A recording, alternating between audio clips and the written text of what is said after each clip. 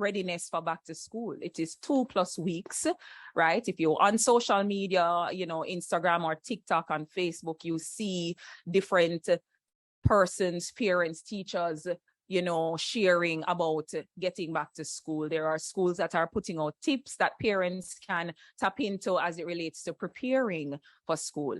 And we're hearing from everybody else, it would seem, for me, except who we need to hear from at a time like this, and that is the Ministry of Education. So some of the questions that I know we're going to address here, some of the information that we want to share is going to be as it relates to an overall readiness plan for back to school come 2020 September. We're not sure what the plan is. A number of teachers, a number of principals with whom I've spoken, some of whom expressed that, you know, they love their jobs. They love teaching, they love their students, but it is not sustainable the way that things are at this point in time. Administrators who have yet to get a sense of direction and meaningful plan from the Ministry of Education, and so have to be wading the waters on their own. So this morning we're asking for word, we're asking for intentional, directional leadership, we're asking for clarity from the minister and the Ministry of Education about the plan for back to school. What is the way forward for teachers on a number of issues as it relates to infrastructure, right? There are a number of schools who continue to have issues, continue to be plagued by a physical plant that is not able to withstand a lot of the challenges now, overcrowding for some schools, too many students per classroom. As we continue to go through the hurricane season, there are a number of schools that are going to be shelters and tell us that their physical plant is not able to manage something like that. So what is the overall plan coming out of the ministry as it relates to infrastructural readiness for schools come September? And we can't even say come September. We really need that plan now, right? August is a preparatory month for schools to reopen. And as far as we're concerned, we're not at this point hearing what the strong, clear, intentional directive is coming out of the ministry.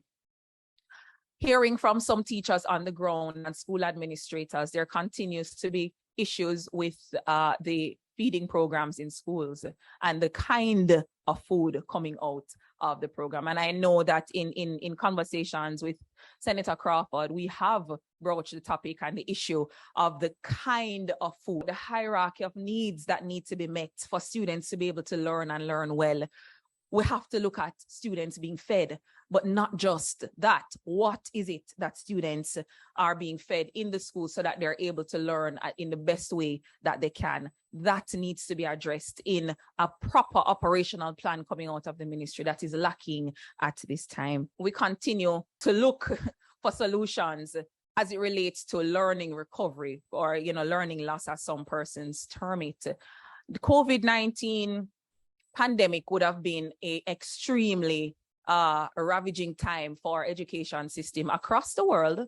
But right now, for our country, we know that there are a number of students who would have slipped through the cracks. I've spoken with a number of students across the period, and even recently, persons who would have up to their 5th form level have dropped out of school because they just weren't able. They would have received tablets, but no continuity in terms of data being able to log into classes. Then we're moving into nuances like learning styles, and none of those things would have been adequately addressed. So we have students who would have been unable to learn online, and so they would have stopped going to school.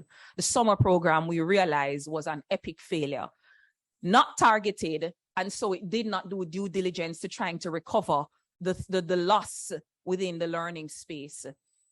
And so that conversation, as many others, for the government, just continues to flitter away. And we're here to try to hold the government accountable, to have further dialogue and discussion about what it is that is going to be done 2 years later, 2+ years later, actually, about the loss, the learning loss or the learning recovery, and what really is going to be the steps taken at the granular level from school to school, what exactly it is that the ministry and the leadership in the ministry is going to ask our schools to do in order to recover the students who have slipped through the cracks, students who at this point in many instances were not able to find